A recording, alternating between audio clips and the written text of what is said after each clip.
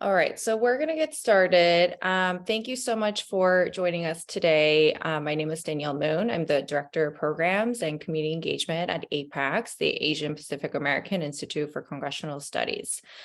So for those of you who are not familiar with APAICS, I'll give a very quick background. So we were founded in 1994 alongside Congressional Asian Pacific American Caucus by former Secretary Norman Netta and former Guam delegate Robert Underwood. And so we have a very close relationship with the caucus now, working with API members of Congress. So our core mission is to advance representation for APIs in public service. So we do this in several different forms. And one of them is our Congressional Internship program, where we place interns in different semesters in congressional offices in both the House and Senate chambers, including this personal office and committees. And so a lot of our interns have a varying experiences. So today's session is to really go over the different experiences that our interns have had. So we have two wonderful alumni joining us for the panel who can share their experience from this summer.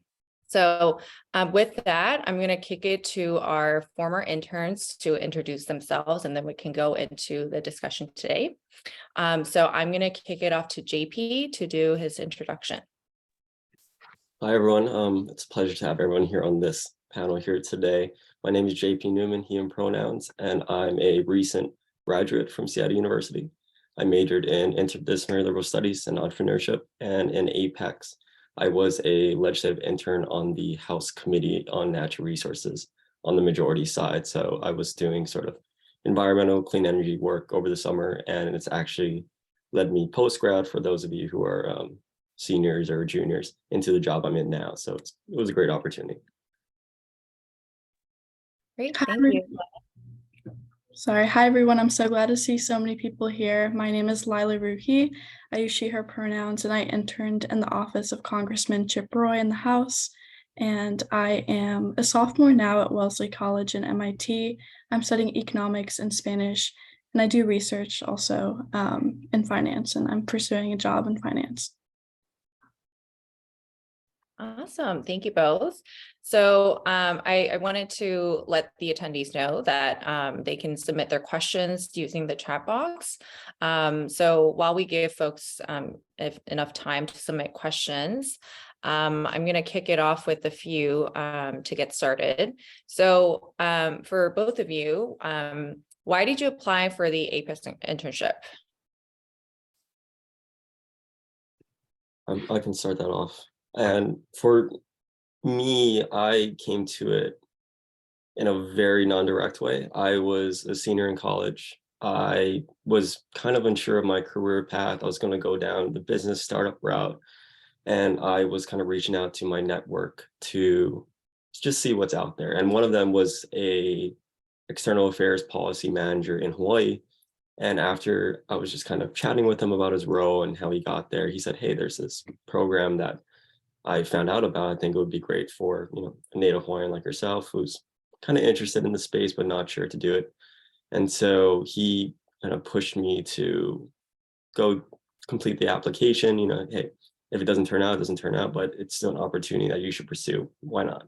And I eventually ended up doing it through him. So that was very cool to kind of hear it from an outside source who said, like, hey, this is very legit. This would kind of propel you forward in your career if you wanted to pursue this kind of work, and eventually went through the rounds and got it. So that was my experience, Lila. I applied for APAICS because I knew that I really, really wanted to intern in Congress, but it's kind of difficult to do that alone. And so I was looking for different programs that I could intern for concurrently or to receive support from. And I ultimately chose APAICS because one of my really good friends on campus, she graduated last year, but she did the APAICS internship the previous year. And she told me all about it, and she really encouraged me to apply. And I'm really glad I did because it was able to offer me so much support. And I also definitely wanted to network within the diverse community on Capitol Hill. It's growing. It's definitely not as large as it should be, but it's super strong, and they're always willing to help you. and networking within that community is super helpful. So I'm just grateful for all the support, and I was definitely seeking to do it with a program, and I'm glad that I chose APAICS to do that with. Awesome. Thank you both. So I know this is a question that we get the most. And that's, what is it like to be a congressional intern? So, can you guys just describe like what your day-to-day was like as a congressional intern?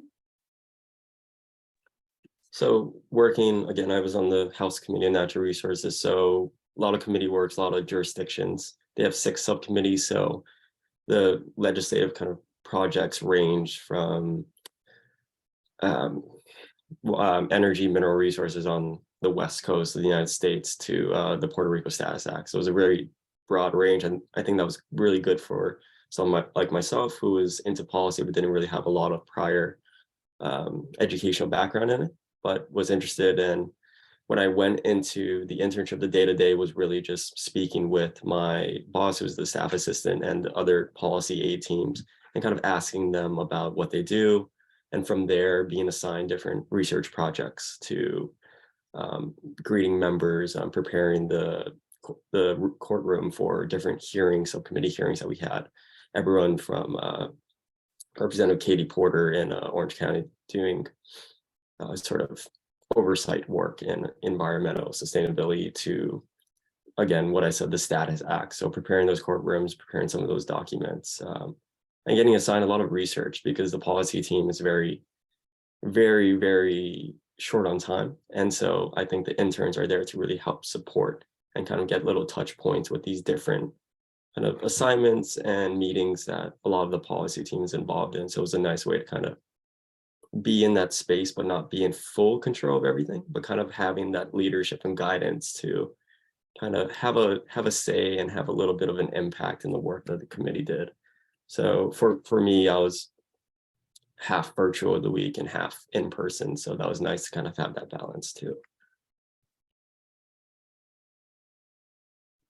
So as an intern on the House side, there are a lot of tasks that you have to do, a lot of constituent facing work. So that's going to be filling out constituent letters, sending them to their district, answering the phones, and the stereotype of getting coffee for your staffers. I actually never ever got coffee for my staffers, but I know some interns did. I would say that the distribution of your tasks vary greatly depending on your member. So some offices have more flexibility to offer their interns in pursuing work that they're passionate about in the fields or areas that they want to pursue.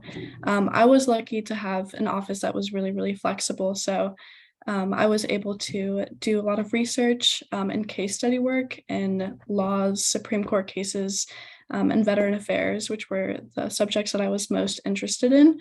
And it was super helpful. My office was really supportive.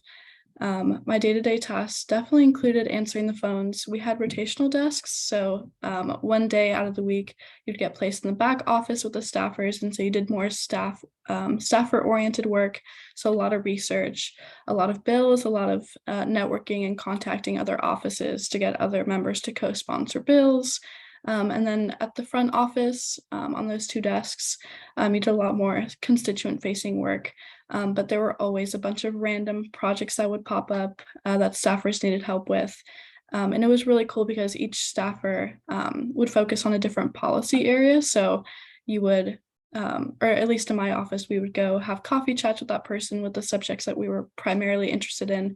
And then we'd be their main intern point of contact for any help that they needed. So it was really, really cool to do like both the tasks that most interns usually do, but also get the real hands-on experience of policy work. And I think most offices are like that, but again, it depends on the member, but overall, it is a really good experience. And then you also have a lot of time that you have during the day, especially during lunch or on days that we're not in session. It's a lot slower. So you're able to attend so many events, attend so many speaker series. There are a lot of programs. There's always events. Your scheduler or your staff coordinator should usually send you emails about these events. But if not, there are so many group chats. There's so many different email chains that you could add yourself to, and just there's just so many opportunities. I was always double booked during lunch, which was not a bad problem to have, but I was always very busy, which is a great thing. Yeah, I think that's one of the highlights of, especially during the summertime, since there are a lot of events going on, whether they're tailored for interns. I've seen a lot of receptions dedicated for interns on the Hill. And those are really nice because you get to meet other interns in different offices and really broadens your perspectives about your experience. Okay, so I see that we started getting questions in the Q&A. So I'm going to start with this one. Just kind of, so this question was, is there a graduation year requirement to apply for APAICS Congressional Internship, or is there a preferred graduation year? So we don't have a preference. So like JP and Lila, they were in different years, and even just in their cohort, there was a wide range of folks in different years. So we don't have like a requirement for that. So we can start with the question on top. So what's something you wish you knew before interning, and were you able to find an intern community?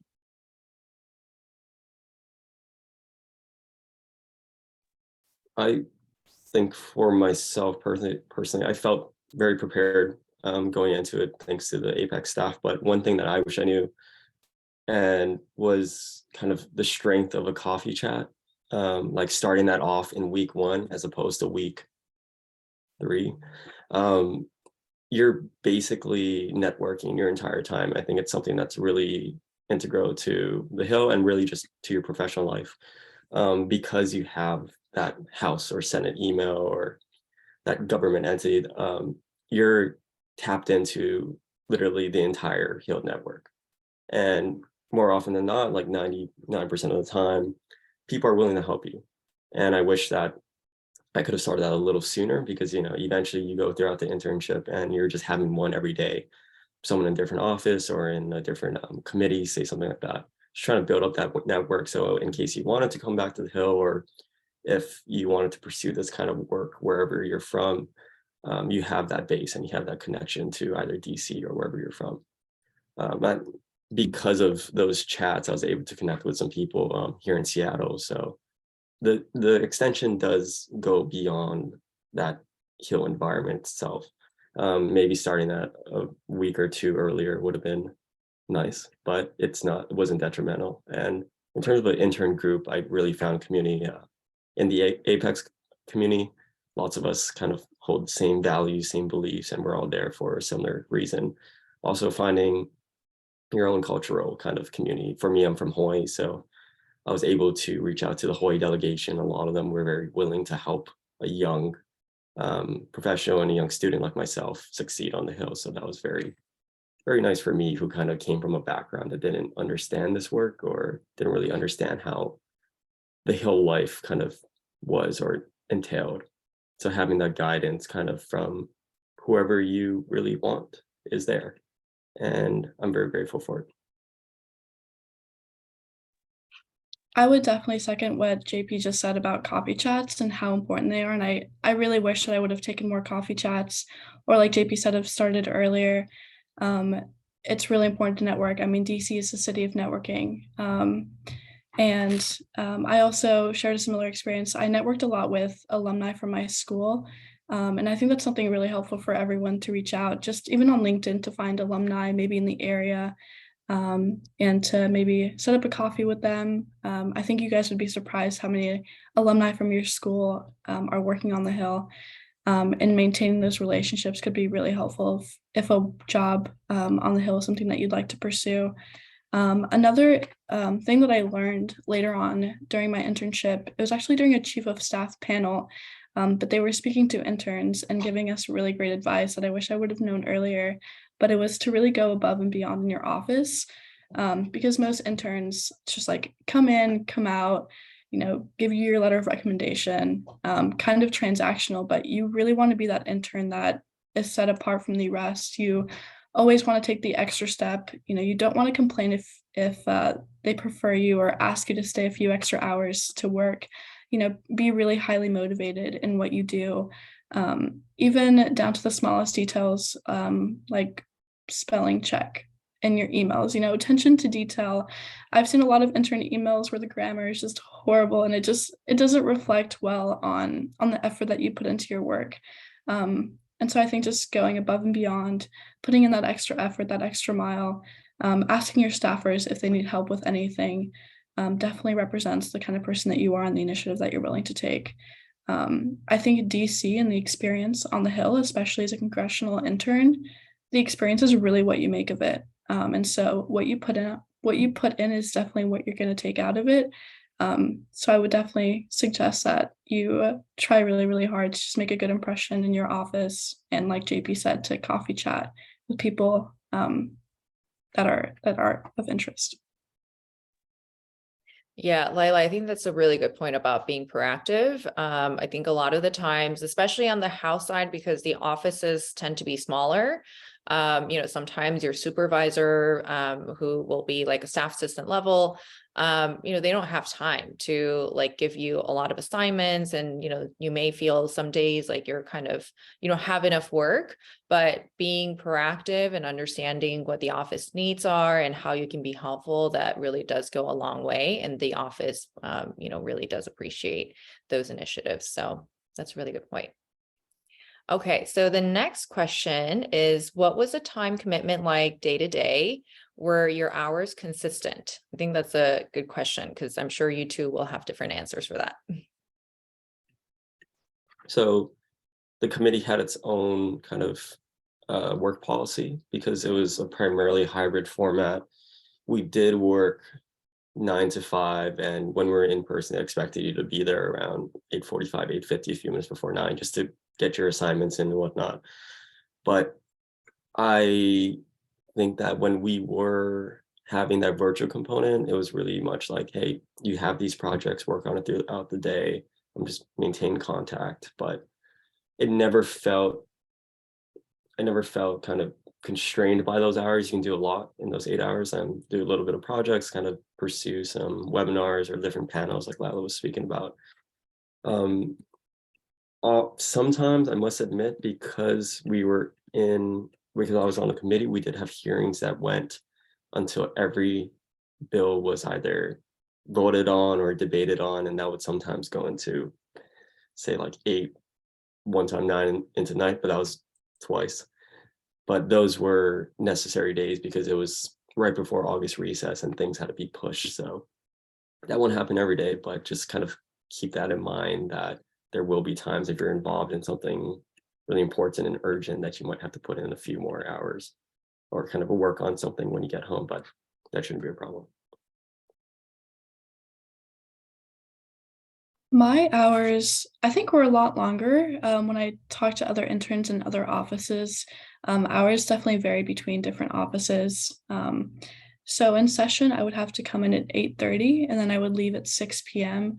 And then whenever we were not in session, my days were 9 to 5. My in-session days were a lot longer, I think, than a lot of intern offices. I think some still remain at 9 to 5. Sometimes people get out earlier. I know some offices get out at 4 p.m. But the only days that I would get out early would be on Fridays. Sometimes they would let us off at noon. So it all depended. Even sometimes when the days were really slow, when we were not in session, they would let us out early. And there were a handful of days where I had to stay later than 6, only to work on special projects, but it definitely was not the case often. Great. So the next question is, what does APAICS training programs mean? Is it woven throughout the duration of the internship, or like a training program at the start? I'm not sure what this question means. I think this person is asking about like our academies, which are separate from the congressional internship. So our academies are essentially campaign trainings. And so that's open to anyone looking to run for office. The next question is, how much choice do you get concerning which representative or which committee you get placed in? or did you just get placed randomly? I think this is more so aligned with your interest area and your background and what the offices are looking for. So it really does depend on, because for the process of the internship, you go through like an internal selection process where APAICS selection committee will review your application and conduct an interview. And once you've passed that round, then you move on to interviewing with congressional offices. And so we have a list of host offices that, some of them are consistently hosting our interns, some of them are new interests. And so it really does depend on the semester. And I would say that you don't always get placed in an office that you want, but we do try to make an effort to make sure that it aligns best with your policy interests and what you're interested in. But I would also say that it's good to keep an open mind, because you may think that you want to be in one particular office, but it could be that there are better opportunities that would give you like a broader perspective on working in Congress. So it's good to like keep an open mind in that sense. I don't know if JP and Lila had anything to say about that. Okay, great. The next question, what experiences are helpful to prepare for the internship?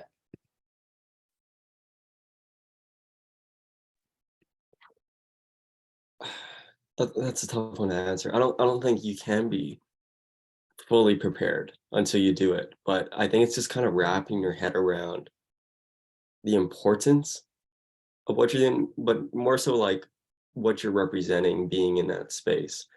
I think it was just kind of preparation as like mental, kind of like recognizing, one, the privilege that you have and the opportunity that you have, and two, kind of recognizing the responsibility you have in terms of like all these little tasks, like knowing how to write an email, super middle school, being a critical thinker. You learn that in school, and I'm sure if you're here now that you have those skill sets, employ it. Don't feel like you can't do this, because you've been doing it in college and throughout high school, and you're here now, so you're obviously intrigued by this. Yeah, just wrapping your head around that. I kind of just like wrote down a few notes on like what this means to me before I went in, because I know that I was the only Hawaiian in this group, so there was a certain kind of responsibility I felt, and I had to wrap my mind around before I came here. But that's my 2 cents on that. I would say something that was really helpful for me is that I would reach out to people that I knew working an intern before I came to DC. On LinkedIn, I also found so many people that had announced their internships, and so I reached out to them and started forming those relationships early, networking with people who maybe worked in similar offices or committees that I was interested in. And then once you get to DC, you've already talked to these people, so you already have a relationship with them, and then you can have coffee chats and really solidify that relationship. And I think for me personally, that made the transition a lot easier. And so it wasn't as daunting coming into my office because I already knew people, especially if you're given the opportunity to network with people in your office before you come into the office. That would also be really, really helpful, just so you establish that connection early on. But I would say that was really helpful. And then mirror what JP said, like there's honestly, you can't do a lot to prepare for it, but it isn't until you really get to the Hill that you're able to understand and really employ and adapt to the atmosphere there. And I will also note that talking to alumni is very helpful, like Lila and JP, especially the recent classes. I think that would be helpful for the last 2 years, because they were all remote. I think their experiences might be different, but for folks in Lila and JP's cohort and our spring and fall internship cohorts, I think they would also be a good people to reach out to if you have concerns or a little nervous and anxious about starting to work on the Hill. Okay, so the next question is, does the program assist with finding housing for the summer? So APAICS provide housing for all of our congressional interns. So that is part of the benefits that we provide. And the next question, I think, is similar question. So what is the living environment like for APAICS interns? So we put housing for all of our interns in the same apartment complex.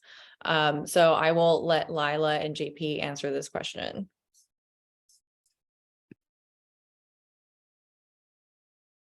So the question is, what is the living environment like? So because I think we're split pretty down the middle in our cohort between boys and girls, we kind of separated into, on the guy side, into two different 3-bedroom rooms.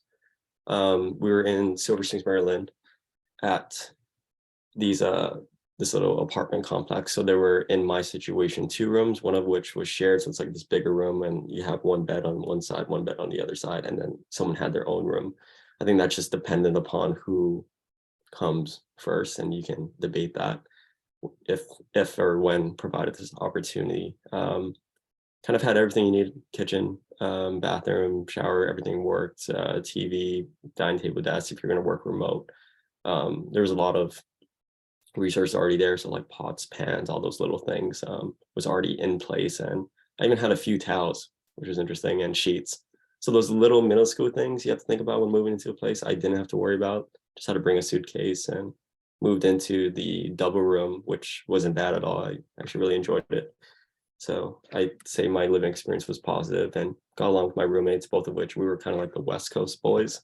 So one was from Berkeley, one was from UCLA, and I was from Seattle U. So we bonded over that idea.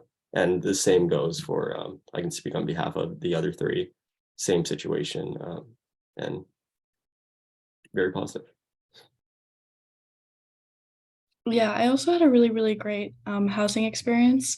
And so I came first, so I got the room that I wanted, and then someone else came and then they got the other room. And so there were 2 beds in both rooms. So there were 2 rooms in the apartment. And I was fully expecting to have to share the room with someone else, to have 2 people in each room, but there were only 3 people who came to the apartment. And so I had one room, another person had the other, and then the other person sort of created their own room in the living room area. They moved their bed out there, which isn't mandatory, but we all like kind of wanted our own space together, or like apart from each other, but like to live in the same place. And I mean, we had like a common room, but she sort of like created her own room so we could all have our own privacy, essentially. And then that was really cool because I was able to have my own room, and then I merged both twin beds together. So I had like a huge bed and a good room. And it was great. And like JP said, everything was in the apartment that was needed, like pots and pans, towels, bed sheets, and management was super helpful in getting anything that we needed. I know I didn't have a microwave for like my first week, but as soon as I reached out, I got one super quickly and just super responsive. So it was a good experience so far. I still talk to my roommates, and I think we all really, really grew close by living together. So I will also note that because Silver Spring is quite far, so I know that was kind of a challenge for interns in the past. So we are working to switch housing. And so sorry, Lila and JP, you guys did not get a chance to enjoy that, but we are in the process of moving housing to be a little closer to DC area. So we're hoping to have a little closer in proximity from the Hill. Okay, so the next question, how would you say your experience in the APAICS internship has influenced you, and what impact would you say you were able to make?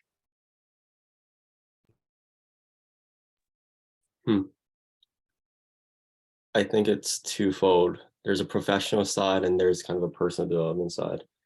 I said it influenced me in kind of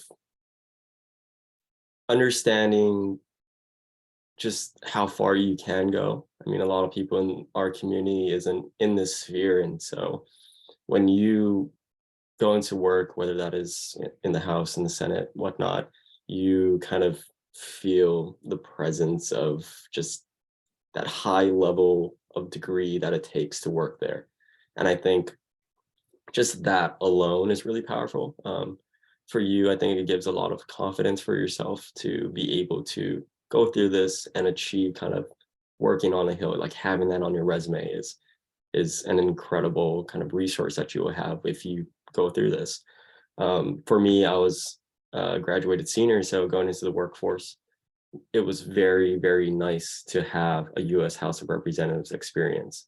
When you work in DC, it's the best of the best, and employers know that and they see that. And who knows, it might just lead you to a great opportunity post-grad or even an internship if you're not in the graduating space yet. The impact that I say I was able to make was just kind of building connections with really passionate environmentalists in the policy sphere. A lot of them have either been moving on into lobbying or into other government departments. So it's really great to kind of have that foothold in DC. And especially in the work that I do now, it's important to have those kinds of connections in the clean energy space. And I'd say the one specific impact was that we had a subcommittee on tribal affairs, essentially. And I was able to kind of input a lot of the Native Hawaiian perspective into a few of the bills that they're having, because it was excluding Native Hawaiians from these bills that had Native Americans, Alaska Natives in its language. And I kind of had a conversation with them about maybe being a little bit more inclusive on the side of Pacific Islanders. And that was really nice. That was actually my second to last day there. And just being like, knowing that I was able to just throw in a little bit of my perspective, a little bit of that language into a bill code was really powerful. And I think if you pursue this, you'll have those opportunities too. I would definitely mirror that. It's really, really great to have this experience on your resume, regardless what your interests are, because I had a pre-med intern in my office and he was really interested in healthcare policy. And it is serving him a really great benefit actually now in med school. He's able to do so much research in healthcare policy, and he got like a first-hand seat working in the office. And so I think this experience is helpful, like regardless of what you want to pursue or ultimately what you will end up pursuing. Even for me, like my interests might not currently be in politics, but in the finance industry and the economy. And I learned so much on sitting on those committees, like what he said. And then in regards to the impact that I was able to make, there was one thing that I was really, really proud of doing.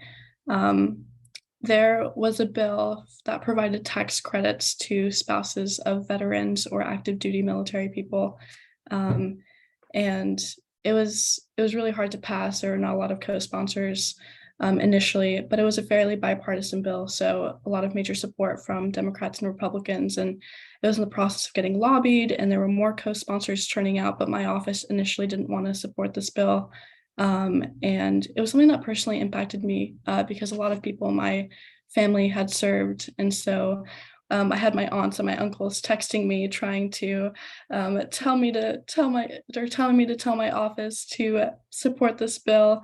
But luckily, initially, I didn't think I could really sway my office in any way, but my office was really great because they heard me out. And I spoke to a staffer initially, and then they brought me into the room with a congressman. And I had prepared like a memo sheet, and then I had a template, and I filled out the points of how this could be really useful for our veteran affairs. And then I sort of lobbied the congressman, which is really interesting to think about now. But I think that was the most meaningful experience because ultimately it did change his mind, and he did end up co-sponsoring the bill instead of just voting for it. And that is something that I'm really proud of doing. And I think the bill is on its way to get passed. So really excited about that. And just continuing also, like JP mentioned, to foster Asian Pacific American inclusion and inclusivity in those atmospheres where there perhaps was none or is very limited. And the APAICS internship also influenced me professionally, like JP mentioned, but also personally. You grow very close with your cohort because it's so small. You work together, you live together, you go to events together. We even commuted together every morning, and sometimes on the way back, we would attend events together after work. And so I think there's so much value that it's such a small cohort. You grow really close together. And APAICS offers so many incredible events throughout the internship that also just help to continue foster that. I love hearing these stories because I think that really highlights the importance of like having these internships, because I think one of the biggest myths about congressional internship is that all you do is just do like administrative work, like answering phone calls and responding to constituent letters, and you really can make an impact. And you guys were on the Hill for 8 weeks, and you were able to still have those positive experiences, and make a positive impact in a meaningful way. So thank you for sharing that story. So the next question is, were finances a personal concern for you during the internship, and what kind of support does APAICS provide?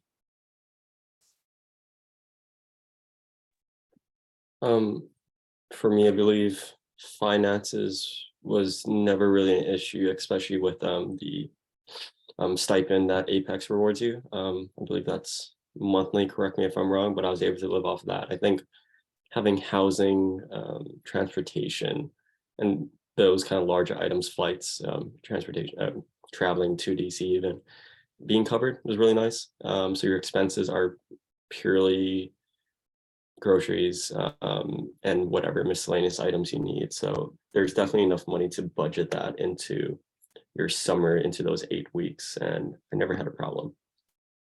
But for Lila, that might be different, but I'd say you're pretty comfortable, especially if you kind of create a visual sheet or something of that sort to kind of track it. Yeah, I agree. DC is definitely very expensive, but with APAICS covering a lot of the big items, it's really helpful. And I think the stipend is more than enough to cover groceries and all the small things that you might need. And yeah, it's definitely substantial because you're not really spending a lot of money. And they give you a large enough stipend to where your office doesn't have to pay you, I think, if it's correct within the contract. But I was lucky to also get paid by my office and also get paid from another job. So I was able to budget enough to where finances were not a personal concern. But I think if you were solely relying on the stipend from APAICS, then you should definitely be covered. I'll also mention that on our website, we have a page of benefits and eligibility page. So the total grant you will receive as a summer intern in next year will be $2,550. And then JP mentioned we give a Metro benefit. So we provide enough for 8 weeks to cover for you to take Metro. So we cover that. And then of course, again, housing is covered entirely. So that means like rent, utilities, like furniture, like, the interns don't have to worry about that. So those are all covered. And I will also say that because you are always going to a lot of events, I think your meals may be covered too. There are lunch briefings and receptions, and they're free as well. So I think there are definitely more creative ways to make sure that finance is not a burden for you.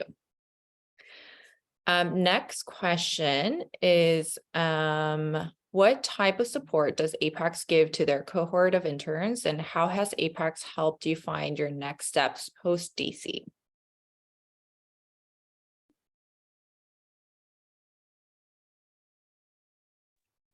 I believe we've talked about a few of those programmings that are fit into your individual office internships or community internships. Besides that, they're always kind of your go-to point of contact when it comes to anything outside of your office. Even something like getting a microwave, let's say. Something as minuscule as that, you can reach out to the team to kind of facilitate that, to hire things like how you're doing, emotional kind of support, because we're at the end of the day, it's a community and it's a resource for you as a human, not just as a professional. I think kind of everyone being in the same space, kind of going through the same experiences, we all understand the struggle that you're in, and they're always there. The team is always there to kind of answer any concerns you have along your way, via email, text, whatever that is. And answering the second question, how does APAICS help me find my next steps post DC?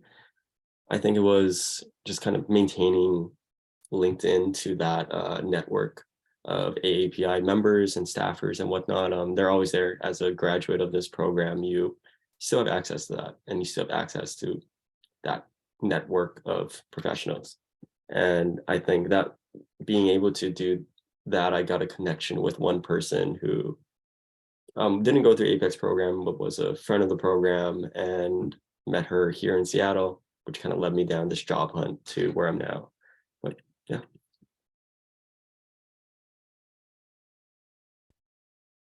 The APAC staff definitely offers a lot of support for APAC's interns. I know Danielle was a really, really big resource for a lot of the interns. She'll set up a coffee chat with you and find out what your interests are, and then she'll network you with people in different offices depending on like what committees they work on or what policy areas they work on. Again, depending on what you want to pursue, which is really helpful to just bridge and network within the API community in fields that you're interested in pursuing. And then that could ultimately help you get a job or another internship in those fields. And just it's important to keep fostering those relationships, like JP said, on LinkedIn, just to keep messaging them, to keep up to date on what they're doing and ask them questions, really learn from people. People are usually always willing to help you. People are always willing to talk about themselves. So you should always ask them questions. I learned so much from people and my peers on the Hill. So all around, a lot of support. I know in the cohort as well, I was living with someone who came from a really, really small town. And so the city life was very new to her and she had difficulty adjusting. And so we were all really supportive and we were there for her. And we would take the train with her and we would always check in on her. And I think just overall the community within APAICS and the cohorts are just really supportive of each other. I know the staff would also reach out to her just to check in on how she was doing, because it was just a completely different life to her. And so all around, you would definitely receive support from your cohort, your fellow interns. I know I received a lot of support from people in my office, which is probably my biggest support network. I grew really, really close to the interns in my office.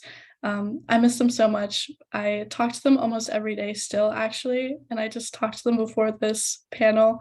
But so yeah, it really depends though, who you get in your office, but I've yet to hear of any horror stories. And in regards to how APAICS helped me find my next steps post DC, I'm still in school, but I am definitely still talking to APAICS staffers and APAICS interns. Like JP said, we still have a running group chat of everyone in our cohort, and yeah, we text every other day in it, and it's really cool because sometimes people will send articles about API representation in Congress or new research that someone finds, and then we'll discuss it, and it's really cool just to maintain that relationship. Yeah, I will say we do try to make sure that we're staying connected with the interns because once we connect the interns with a host office, we don't really see each other on a day-to-day basis. And so the programs team put together professional development events. So that's an opportunity for our interns to meet with other API, A and HPI professionals who are in public service and government affairs work. So there are other opportunities to network and stay connected. And as Lila mentioned, I do individual check-ins with the interns to make sure that they're having a good experience in the office, and if there are things that I can provide for resources and getting connected with other people. Okay, so the next question, typically how many people apply and how many people are accepted? So I can answer this one. I will say this summer cycle is the most competitive. So we do get a lot of applicants. And this time, in this year's summer cohort, there were 12. So again, it's very competitive process. And for next year, we will probably have a little big cohort, maybe like one or two more. We do grow in size every year. And so we're expected to have a bigger size cohort. And so I can't really say like how many people apply because every cycle is also very different. But I can say that, again, the summer cycle is the most competitive. The next question is, how should the letter of recommendation be structured? Is there anything in particular that recommenders should keep in mind while writing?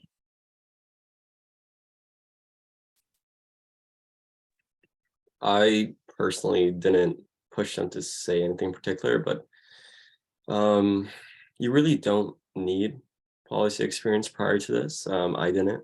I think it's just speaking to your character, speaking to your work ethic in particular, just being able to be a trustworthy person, I think. And that's, that's always up to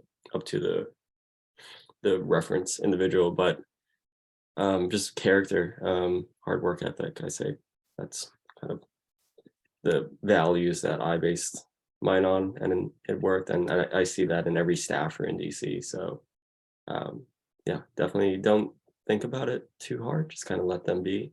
But if I were to say anything, it would be those two.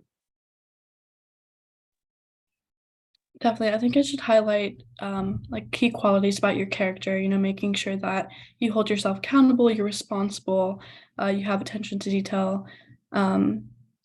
I would assume previous experience isn't necessary, but it certainly is helpful to show and demonstrate that you're taking those steps to pursue something you're passionate about, and so that you really do have a drive for policy or politics.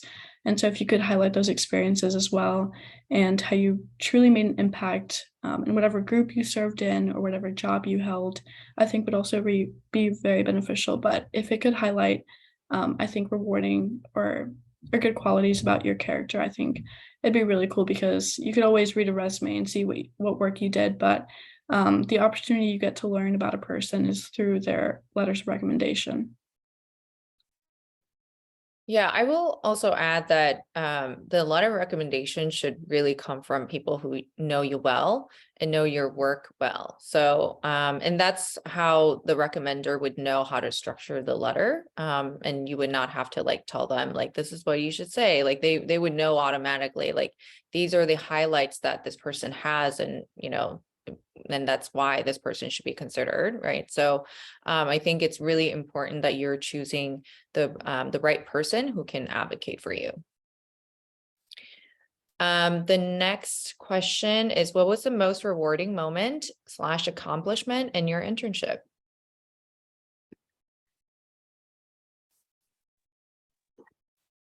I have one instance in particular, and it occurred in the last, I think it was week and a half, 2 weeks of the internship. So kind of when things were tying up there in July. The thing about work on the Hill is that staffers especially, won't give you extra work until you show that you're competent in doing these minuscule tasks, and then it will just build on from there. First, it's working on like maybe your little research, and then you kind of get to actually work on a bill towards the end, and maybe even do some speeches.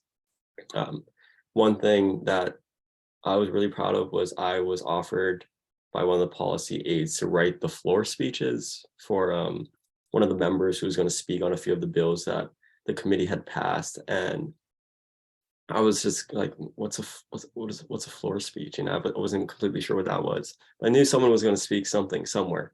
And so I was writing it down, just kind of little summaries about each bill. Like they're, like 3 to 4 sentences. And I hopped on, I don't know why, but I hopped on C-SPAN like the next day, and it was the exact same speech that I had wrote. And I didn't, I just like, oh, when the policy was like, oh, can you do this? I'm like, yeah, sure. And sent it back to him. Next day, there it was on C-SPAN, just verbatim, everything that I wrote for 3 bills. And I was just like, wow, like that's pretty cool. He doesn't know that I did it, but I know I did it. And that's enough for me. I think that's a pretty cool, because you don't know how far of an impact your work does. Like everything you do is important, from filing constituent calls, mails to these larger projects where you get to work on bills themselves. But I think that was definitely a top moment and something that you might have if you come here. That is a really cool experience. I had something similar to that, not as cool as being on C-SPAN, but one of the staffers in my office had given me a really strange task of compiling a bunch of tweets, like really, really old tweets from a long list of politicians pertaining to a particular subject. And so I had been working on this project for like 3 days with another intern, just copy and pasting tweets, like even some dating like back to 5 years. And I was thinking to myself, like, why am I doing this? This is so time consuming. Like, what is this going to be used for? And he never told me, but he kept like pushing us and pressing us for it. He's like, there's a strict deadline. I need this by this date. And so we ended up compiling like a 4-sheet paper of all these tweets. And then I'm working on something else like the next week. And I hear something that sounds really familiar. And I look up, and in the office, they have the screens, and it's just the House floor footage just running. And it's my congressman just reading out loud exactly what I had written. He's like, blah blah blah blah. This was tweeted by so and so, and he's just like so angrily pounding. And I'm like, oh my gosh, like I wrote that down. That's so cool.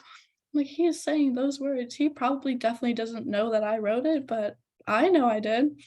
So that was really cool. And then another experience that was really rewarding is just it's a networking story. So it really shows how networking pays off. So about 3 years ago, I was a campaign manager in a district in northern Georgia, which is not at all where I'm from. It was very random for me to have that job. But I was helping out in a local congressional race aside from that. And he didn't win, but he was a state rep in Georgia for 2 terms.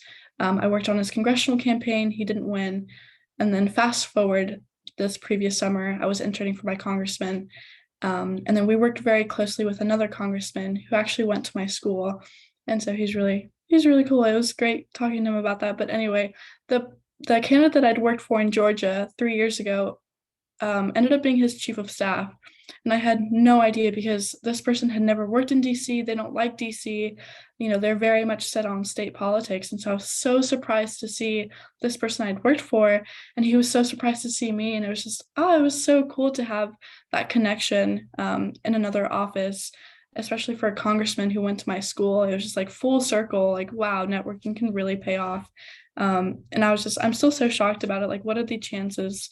And I had no idea that he was working for him. But honestly, like, it just like goes to show how truly important and useful networking can be, because you don't know who your boss is going to be a few years down the road. That's a really cool story for both of you. And now everyone in this room knows that you guys worked on things that are officially on the House floor. So that is really awesome. Okay, so the next question is the APAICS internship meant more for students without prior experience in an office or any?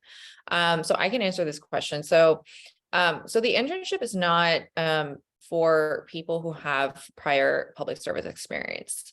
So it's for both. It's for anyone who is trying to get into politics, so it really doesn't matter if you've had like prior campaign experience or if you worked for your local, city level office. What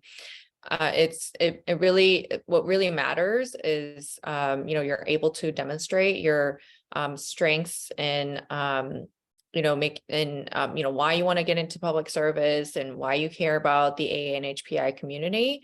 If those are highlighted and shown in your experience, that is what we really focus on, less so your previous experience working in government. And then I see a comment from an alum, says, love you too. APAICS summer alums. So I love seeing that. Okay, so the next question, the internship description mentioned working in the UPS Washington, D.C. office. What does that work entail? Okay, so this is kind of so I don't think our summer interns had an experience working in the UPS office, but technically UPS is one of our sponsors. So whenever the UPS office needs interns, we will send them. So it's not like working at a UPS, like in the postal office. It's like working in the government affairs office. So you would be, supporting the policy team, not like handling mail or anything like that. So each cohort is different. Some semesters they will tell us that they need more interns and they want our interns to work there. But even if they do ask, it's just a 1 week or once a week commitment. So that changes per semester, but you will know before you start. Next question, if we were to get accepted into the program, do we apply for individual internships or does APAICS connect us with offices to interview for? I can also answer this. So once you get accepted, it really means that you've been in the final round, which is interviewing with a congressional office. So I think I mentioned this earlier that we make the connections with the congressional offices. So it's not that, you get accepted and you have to go out and find your own office. We will match you with a congressional office and then you will interview with them and then find out whether you get a placement there or not. Next question, if we're freshmen in college, would it be okay if we got a letter of recommendation from a high school teacher? I think that's more than fine. Again, the recommender, it's not about like who it actually is. It's about someone who can speak on your work and your qualifications for the internship. So it doesn't really matter like who it is. Like it doesn't have to be like someone super high level or well-known or anything like that. It's just to see how if we can get a professional who can speak on your work. Next question, if accepted, is it possible to do the APAICS internship for college course credit? So this is kind of an unusual request we get. We do occasionally get interns to ask us. I believe like it's a case by case because not a ton of interns will ask us this question. So you can inquire us if you do want college credit. Okay, so we're at 2 minutes, and the last question: do I have to be Asian? Is the last question. So yes, we are an organization that is supporting AA and HPI community, and so for all of our programs, not just the internship, we do ask for anyone who identify as AA and HPI to apply, and that's how you can participate in a program. Okay, so I think that's all the questions that came in. So now that we're at, we only have 2 minutes left, I want to ask JP and Lila to say any last word of advice or, recommendations that you would give for prospective applicants.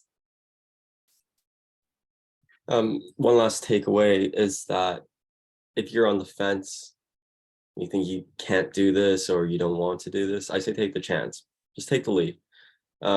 Being able to just have the opportunity to be at the top level of government and really at the top levels of excellence in this country, I think is an opportunity you'll take with you for the rest of your life. It will change you and it will possibly impact you for your career personally.